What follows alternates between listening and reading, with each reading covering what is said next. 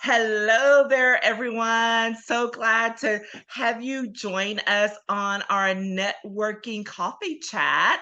And I'm super glad to have my guest here today. But before we get started, my name is Patricia Hayes. I am an executive advisor, career empowerment coach, and authentic networking strategist. And one of the things I love to do is not just with connecting people, but helping people learn how to connect better. And so here we are having one of our networking conversations with one of my new biz besties, Jennifer Majors. How are you doing, Jennifer? I am great. So great to be here with you. I'm so glad to have you as well. And we're just going to jump right in there because I keep thinking we met one place, but it may have been another. I know we met through one of our networking mastermind groups. hmm And then we had a bunch of mutual friends. Is that correct? That's I right. think so. Yeah. Well, and we're both in Texas, so at some point there's got to I be some good know. overlap, right? You So know, I always love that. Literally, that happened to me last year with someone that I met online. And then as we started talking, it turns out she lives 20 minutes from me. It's love absolutely that. fascinating how that works, right? So hmm it's been good. It's been good. So Jennifer, why don't you tell us a little bit more about who you are and what you do, and then we'll talk some more about how your relationship building has impacted with your business and your life. Sure. So I am an intuitive life organizer. And what that really means is that I'm a professional organizer. I've been a professional organizer for almost 20 years and based in Houston, Texas, but I do it virtually. So I can serve people almost everywhere. There's some time Right. zones that just don't work. I've tried, but some of them just don't work because I want you to feel confident at being organized. I want to help you solve the generational clutter that many of us in our age group certainly are challenged with as part of that wonderful sandwich generation. Mm-hmm. And I want I want to do that so that you can feel really confident weathering the chaos and seasons of life and being able to do more of what you want and less of what you don't. Oh my gosh. Oh my gosh. So just so no one thinks like I did not bring Jennifer in here to get my own personal assessment done. Because right now I just finished a move. We were talking about it. And like I'm feeling like I need all of those things right now. So it's really great about how we talk to people and you learn more and you can learn from them and how people pop up into your life at just the right moment. Yes? Yeah. I know. I know. Jennifer, she'll get me afterwards. It'll be okay. Yeah. It'll be so that said, tell me a little bit more about, over the course, because I think there's a little bit more like this is what you do now, but you have an interesting background as well from what you used to do. And so I hmm love to get into that with folks because people always like to just look at what's going on right now, not understanding the strong foundations that people have from their previous life experiences. So hmm tell us a little bit more about that. Sure. So I started out my professional career in human resources, Mhm. both in house as well as consulting with all sorts of different industries and companies and startups, and ultimately moved to working on my own, doing HR consulting and working primarily with small businesses. So I have a love and a passion for small businesses and the Mhm. challenges that they face and their business owners who very often went into business because they loved what they did and not necessarily to run a business. And they Yes. don't always have the skills to run a business, let's be real. So, Well, I mean, because people don't especially, realize, I mean, a little caveat, those are two different things. Doing what you love and running the business side of it. totally Woo. different. Yeah, totally different things. Totally different things. And so, one of the things I saw throughout my HR career, and honestly started doing organizing because I wanted something more fun to do because I loved doing the HR work, but it wasn't fun, right? Right. Like people weren't always excited to see me, Yeah. right? Especially small business owners and their employees. Because I mean, more often than not, I was like the Grim Reaper. I was coming in to fire somebody or that kind of thing because they didn't see the work I did behind the scenes. Yeah. And so I would see throughout that people were challenged by these like really off the shelf processes Hmm. because that's what we've been told like this is, you have to have a system, you have to have a process. And in a corporate environment, yeah, you absolutely need to have a system and a process that is consistent across your thousands and thousands of employees, because it can't be bespoke for just, a department or something. Right. But oftentimes it was driven by the function rather than the value of what they Oh, wanted. wow. Okay. And when you start with the function, like the function's going to be satisfied, right? And that's probably where it's going to end, right? I mean, we've all seen those really painfully boring forms. We've all been to the gynecologist and worn those stupid little paper gowns. They are functional, but do they fit the rest of the culture that they want to create? Probably not, right? So, I mean, no matter what it is, there's lots of that pervasive everywhere. Yeah. And on the organizing side, people would really struggle, particularly women, with a couple different pieces. One, the keeping up with it. Yeah. Right. And, like I would have repeat clients and we would do the pantry over and over and over again. And I'm like, okay, so what is this behind this? Right. And they understood it. They understood, it was labeled. They understood how it was supposed to work. They were part of the process, because I never did organizing in person where I was on my own, unless I'd known the client for a really long time. And so they were there, right? They told me where they wanted things to go, but they weren't keeping up with it. Yeah. And what it really was coming from, again, was the value of that space and how that was shared inside of their home. Because there is this, very patriarchal sense that, well, because we have a Y chromosome, then therefore we must be good at cleaning and organizing, and it is also our job. Neither of which are true automatically, right? We did not come out of the womb knowing how to organize any more than we came out of the womb knowing how to drive. Right. And so it's a skill to be learned. And just like driving, you don't have to like it, right? And some people are going to be better than other, but it will be helpful to you. It can serve you. It can benefit you. Yes. And when you attach that value to it, then, and that's a shared value, right? Yes. So not just like, just my value and all you other people just have to, kind of come along, but that it's a shared value, then it becomes easier to maintain. For instance, a kitchen table, right? The land of all that things land, right? I don't know what you're talking about. Right? I mean, it's a flat surface and it gets cleared off for dinner most nights, right? Yep. And there's some nights when you're tired, and so you sit in the living room and have dinner, and that's okay, right? But especially like if you've got little kids, if you need to work on a project during the pandemic when everybody was home, yes, well, that needs to be a workspace now, right? Yes. And a dinner space, and maybe an arts and crafts space, and all these other things. And so that's what goes into the value of that space. So really defining it even like that in much of a microcosm, right? Like of the kitchen table. Yeah. What we value is to have a clear space where we can pop in and work, or do arts and crafts, or homework, or eat dinner together, or play games, or whatever we want to do at a moment's notice without much fuss, and be able to do that with just ease. Right? Like you can eat at a kitchen table. I'm sitting here thinking, because like I have a thought and I don't even know how to get it out yet, because it's so powerful what you're saying. That's really what I'm thinking, because we think about these expectations of assigning value to other things, and most of the time to things that we get paid to do, right? But not necessarily in our own personal spaces, or for our own personal development and growth and ease. And so that's what you saw me processing in my head. It was, wow, this is like, it's really powerful to think about, and something for people to think about, because it's that whole, we don't live in bubbles.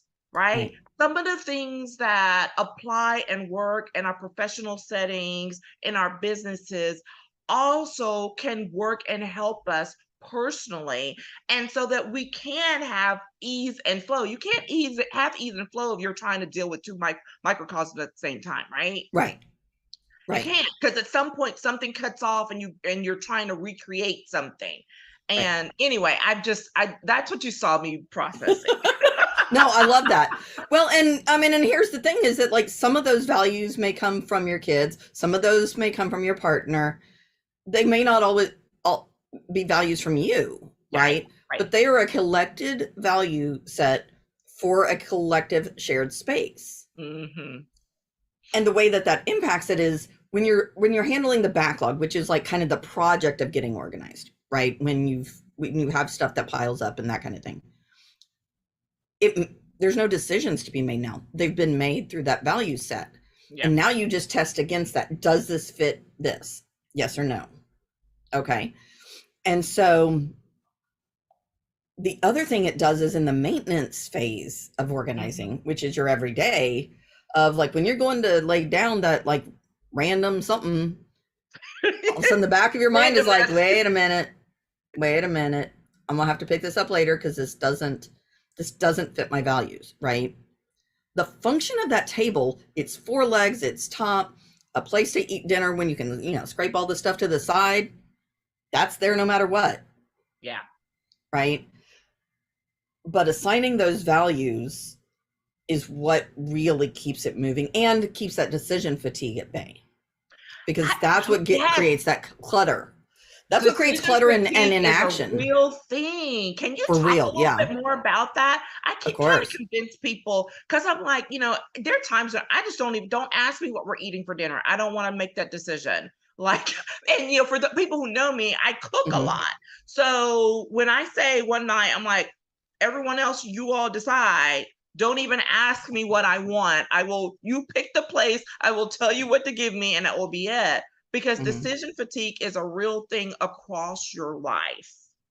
Absolutely. It is a very real thing.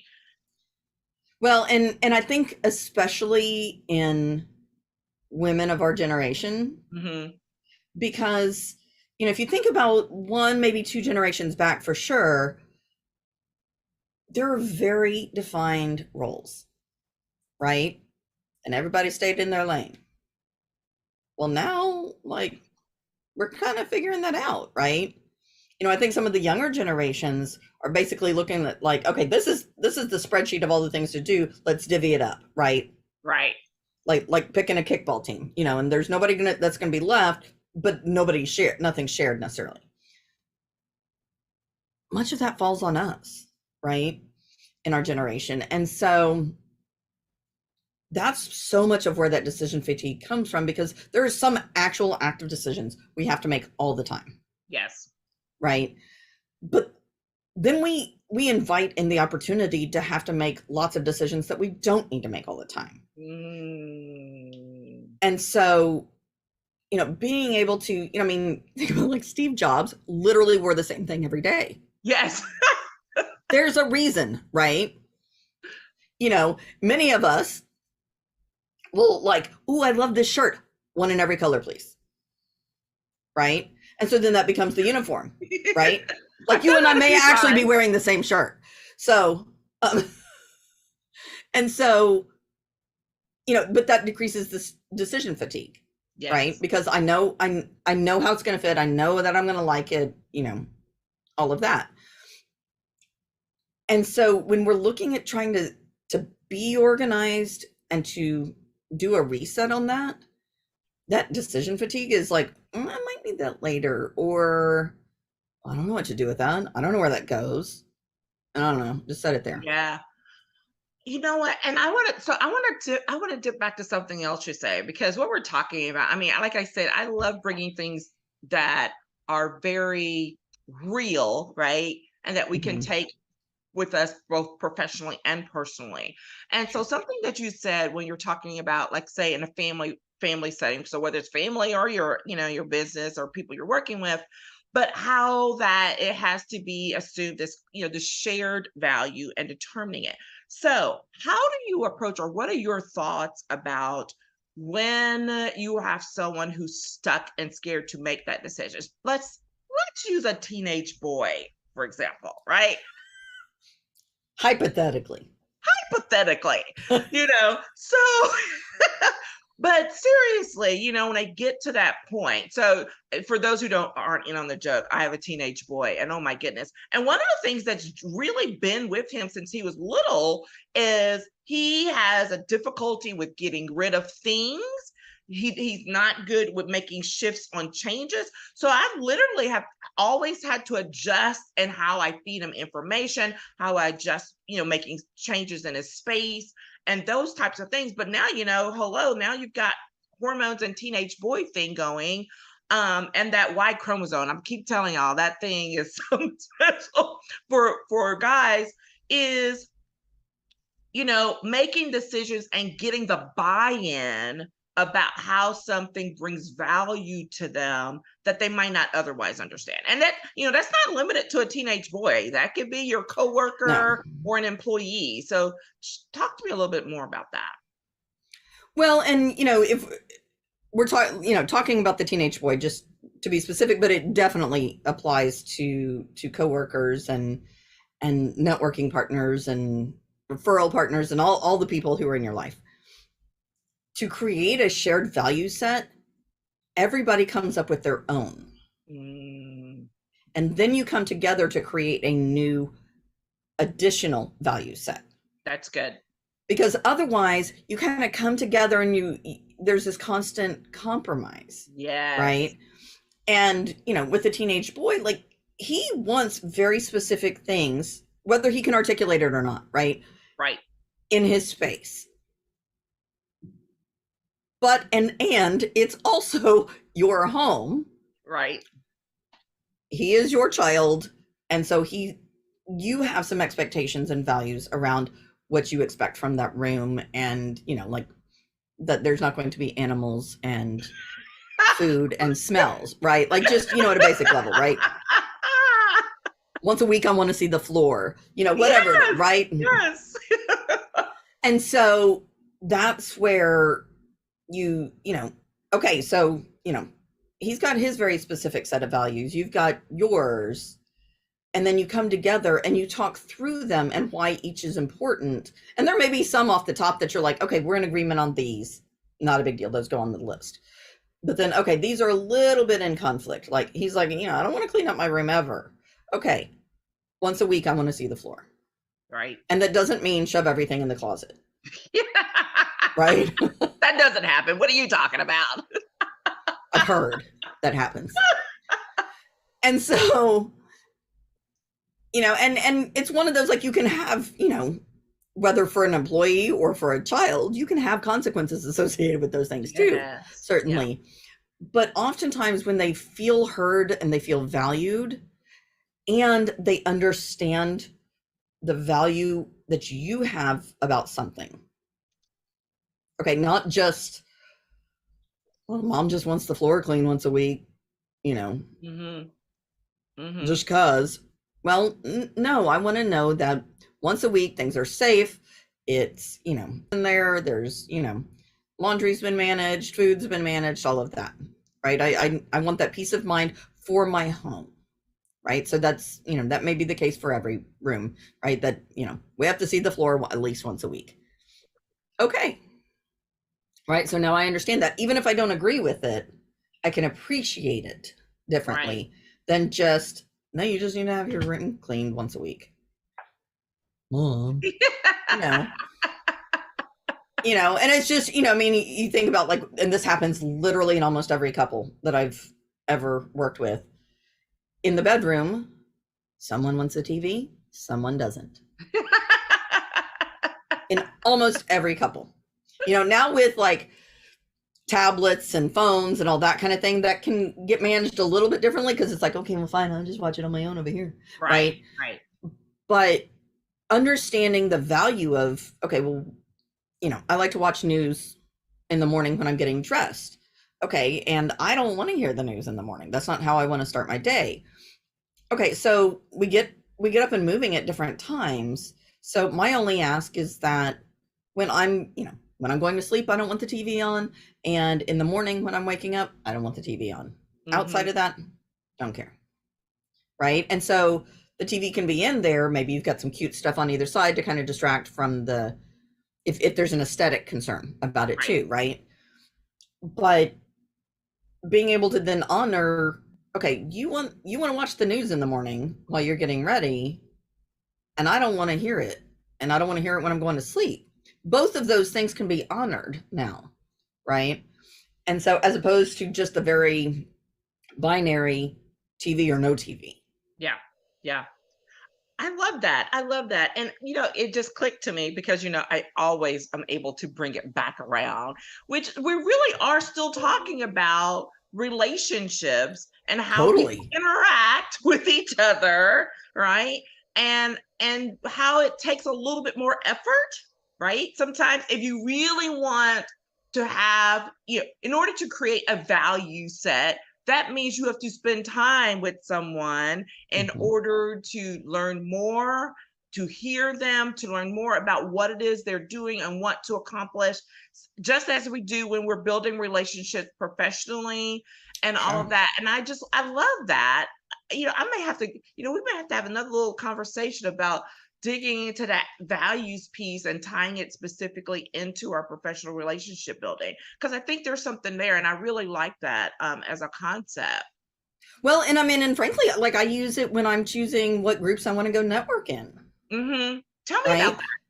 So, I mean, there's groups I choose to be a member of, right? Yes. For a paid membership, but there's lots and lots and lots and lots and lots and lots of other both online and local networking groups.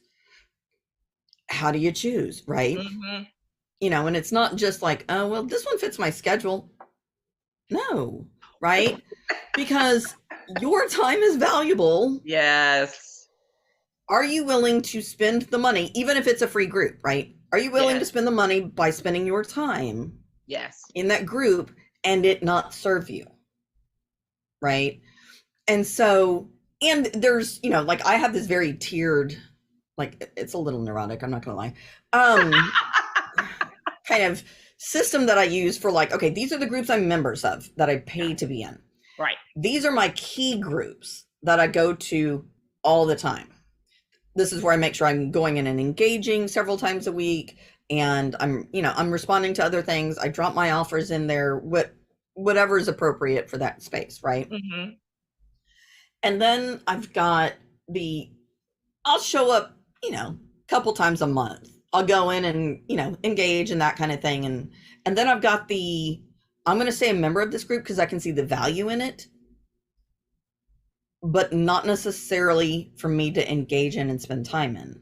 hmm hmm But there is value to being in a group. For instance, like there's this huge podcast group where you can look both for people to be on your podcast, but also to look to be a guest on podcasts. hmm It is not a group that I am active in most months, but I have friends who have podcasts, and so they are active in it very often. And so if they see something that really suits me, they're looking for an organizational expert, they're looking for a time management person, whatever, they can tag me. And because I'm a member of that group, Yes. that gives me better street cred, right? Yes. And so then all of a sudden it's like, oh, okay, well, let's talk about this. Let's schedule a time. And so there is still value in being in that group. I have no notifications on, I never go visit it, but I know it's there. Yes. Yes. So I knew there was a reason why we connected, because, we're going to be neurotic together, because that's literally how I've always, from the time I started my career, is when I would go out and engage with things, right? And when newbies to the area or younger professionals would come ask me what to do, I'd say, well, here's a couple of things, like really basic you do, right? You join a professional association for your particular profession. Don't tell me Mm-hmm. there isn't one, because there's always one. Always. Always join a professional association, get a hobby, right? Forces you to get out, meet some new people, but doing things that you love. And that if you have a real religious affiliation of some sort, go join that church, synagogue, whatever. And Mm-hmm. they're like, what? I'm like, trust you me. You do those three things and you get yourself set up. And this is before kids. Right. Because once you have kids and a spouse or whatever, that automatically opens up a whole other bunch of things for you to start being engaged with other people. Now, Right. fast forward 20, 30 years now, guess what? Right. It's still doing the same thing. It's just Exactly. modified, right? To engaging in certain things based on what's going to be helpful to me and maybe helpful to my kids who's in college now, right? Right.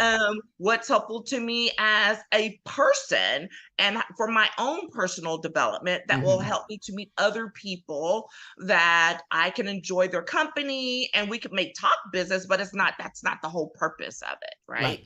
And it's the same type of thing. I still have my biannual journaling moments where I'm literally evaluating Mm-hmm. who and where am I engaging.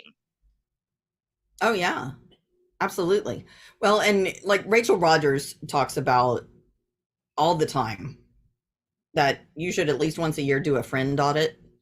And I think that that applies across the board to It not does. just friends, but to your networking affiliations, to the kind of business you're doing, to your clients, Yeah. right?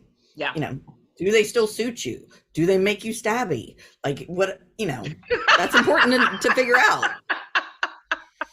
Because if they're making you stabby, it's not worth it. It's not worth it. I mean, like when you're in your 20s, just suck it up, move on. Right. It's, earning your stripes. But beyond that, no, it's not worth it. Yeah. Yeah. I love that. I love that so much. Uh, New phrase, you guys. New for me. Do they make you stabby? If so, I mean, tap out. Oh my God, I love that. So tell me, Jennifer, what for you has been your greatest networking challenge throughout your career, or maybe more something more recent? well, I think my biggest networking challenge has been consistency Mm-hmm. because you get out of networking what you put into it, of Mm-hmm. course.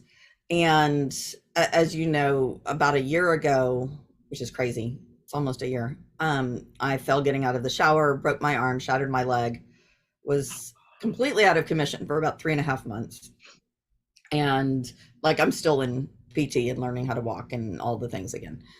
And one of the things that it really taught me is that number one, your network is important, Yeah. right? Because I mean, I literally, because 15 minutes after I fell, I had a sales call Oh with my God. somebody. I literally messaged a mutual friend of ours and said, hey, can you let her know that I'm not going to be able to make it on my way to the hospital? Yeah, I got a little because thing going. because I mean literally this is what I'm doing. I'm like I'm on the floor waiting for the paramedics and I'm taking care of business. Shock is a beautiful thing, right? um so but she picked up and jumped on a sales call with that person on my behalf. I Oh, didn't ask her to, wow. and sold her into Wow. my membership, right? That's the power of a network, Yes, I right? just got It's somebody chills. who not only will refer you, but will literally pick up the ball and has the ability to sell on your behalf. Yes. You know, the group that we are in together, I am in it because of Natalie Hurley, right? So awesome. Natalie is so particular with the kind of space that she is willing to be in because she only has so much time. So Yes. she is very particular about that. And so when she's like, okay, I've looked at this, I know Michelle, this is the space I want to be in. Okay. It was a good time for me to start Mm, plugging back in because I'd really pulled out of a lot of stuff. right. Right. And because I mean, I couldn't even handle like, getting on Facebook and engaging and that kind of thing. It Yeah. was just too much of a drain. And so to plug back in knowing it was a small group, knowing Natalie had basically vetted it already. Okay.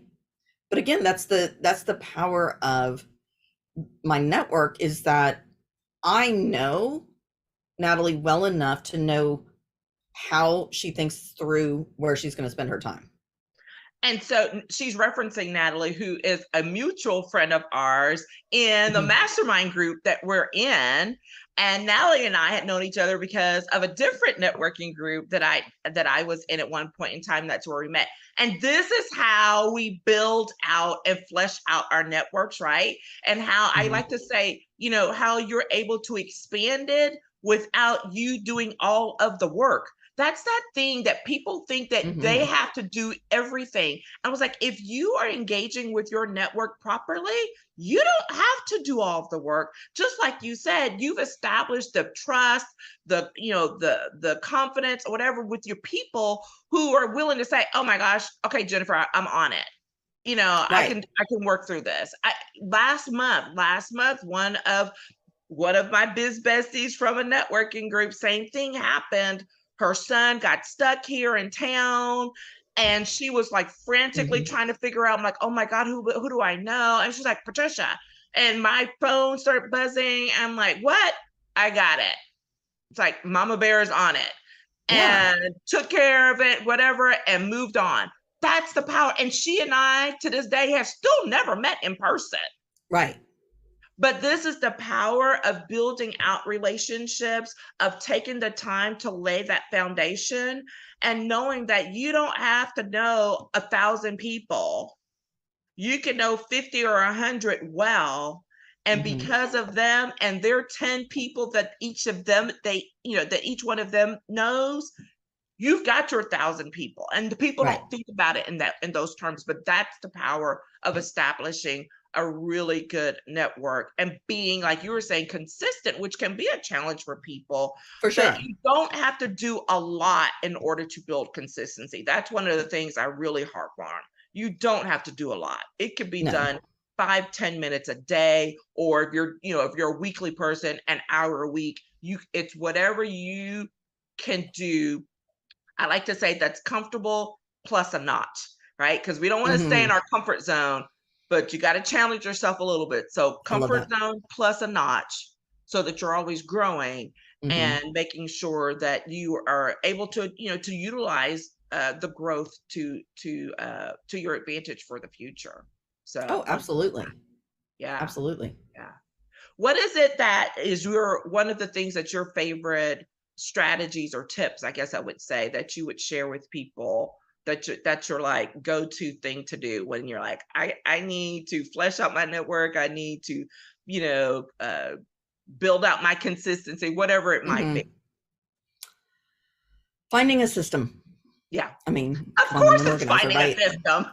But here's the thing, it's got to be something that works well for you. Yes. Right. And so what works well for me is that I've got all my networking groups categorized and bookmarked. And so I can go and I can open all the, this one set of bookmarks, and I've got all those tabs, and I can just go ding, ding, ding, ding, ding straight across. Right. That may not work for somebody else, and that's okay. And so, I think that's one of the biggest things that's, for me, allowed me to stay more consistent, is because I created a system that worked well for me. Yeah. And it's something that I've shared with other people, and some of them use it the exact same way. Some of them have adapted it. Yeah. Right. Yeah. But I think the other thing is that I am not a bridge burner. Yes. And if I burn a bridge, it deserves to be burned. Yes. But you better give me a high five on that, because we are there on that one.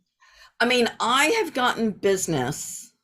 So, a great example. So I was in kind of the height of the pandemic, probably August, September of 2020. I was on a call with a bunch of my pledge sisters from my sorority, and just catching up. It was the pandemic. We're spread out all over the world. Let's just have an opportunity to catch up. In that phone call, we were, kind of updating on, what we've been doing it. Cause you keep up online, but like, it's not the same. And one of them, who actually lives in Houston here, right? We just haven't seen each other in a long time, is a partner at a law firm, and she's like, I am so struggling with some of the people that work with me on their time management. Could you teach a virtual class on this? Absolutely. And so over the course of the next couple of months, put together a class that allowed them to save literally tens of thousands of dollars. Yes. Because they were getting their billable hours better noted and people were working better and all of that. And that was through a social, personal interaction. Yep. Right. And so that's, that I haven't let die. And I mean, I've been out of college for, a minute or two. And so, I mean, that's a lot of it is just keeping those little touches there, and sort of keeping in touch and, even if it's just very peripheral. System. Yeah. So this is one of those things where I always tell people about tiering your contacts. And there are times, sometimes when I teach it, they're like thinking, oh my God, you're being elitist. I'm like, no, I'm not being elitist. We're being deliberate about how we're interacting with people so that you don't lose track, right? And there are people, because you work with them on a regular basis or whatever, that you're going to be in contact with every day, every week, every month, right? That's one group of people. Then you've got folks who you used to work with, used to be close with, but you're not working with them anymore. You're not in the same groups anymore, but you still like to, run and grab some coffee or something like that. So maybe you're touching those people once every, 3 months or something like that, once every quarter. Then you've got folks who probably are folks you've known a really long time that you're good for a call, 2 or 3 times a year, or just sending them a quick note. Hey, was thinking about you, whatever, that's fine. Then there are those, and people are like, no way. I'm like, yes way. There are those that you literally could have in contact with once a year. If that, right? yeah. If that, right? And it still be like picking up from yesterday. And people are like, how do you do that? I'm like, because when you lay a strong enough foundation, you have grown that relationship so that you can do that. So my mentor from college, I still talk to her. We see each other pre-pandemic, maybe once every 2 years. If I happen to be traveling to the East Coast, I would at least call her. Even then, we still may not see each other. If she's back here in Texas, she'll reach out. But I know she's always looking out, because she'll pop up in my LinkedIn feed. Hey, Trisha, how are you doing? 30 plus years. That is the power of what you can have. Absolutely. When you just, again, break it down to something more manageable, not feeling and thinking like you have to stay in touch with everybody all the time. It's not physically possible. That's when people get burned out and say networking stinks. No, your efforts stink, and you're not being realistic about what you can do. So let's do something much more realistic. So yeah. That's the system part that you're going to get. I'm wishy-washy on systems. Totally understand them, love having them, and like totally like, and then other moments I'm like, well, let's just massage that a little bit. But here's the thing is that systems and structure and organization, it's not concrete walls that are never meant to be moved. Yes. Right? Like, I love that. So let me show you. So this is how I teach time management, but it will speak to the other. Hold on, I have to turn on to where I can see myself, because otherwise I can't do this right. Okay. I teach it with Legos. Oh my God. Okay. Because here's the thing. In the old days of patriarchal corporate land, we could say, I'm not disturbed. I'm going to do this from 9 to 10. Because you had a secretary sitting outside who would block all your calls and protect your door. This is not our world. Not in corporate, not working for ourselves, not anywhere, right? And oftentimes, this is what we do too, is we put, like, if you imagine these, so this is the crazy thing. Look, I freaking love this. I get geeky. So 15 minutes, 30 minutes, because this is 2 of these, right?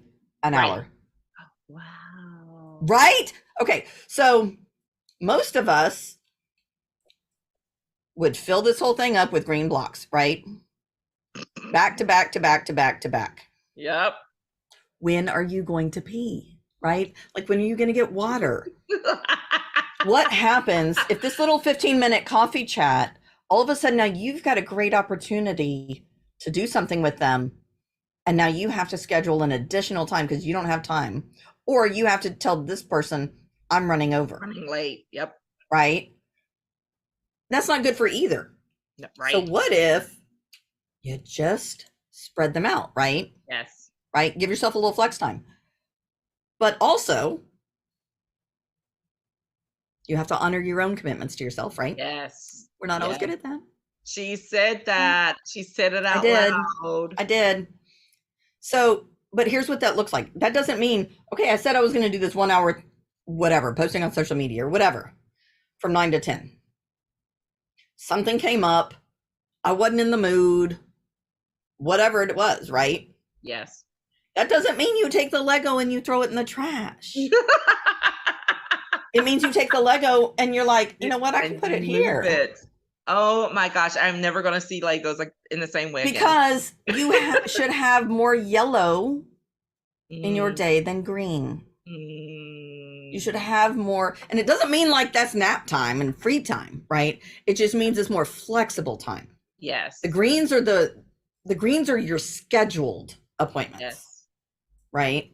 Yes. And so often we see structure as if these are glued down.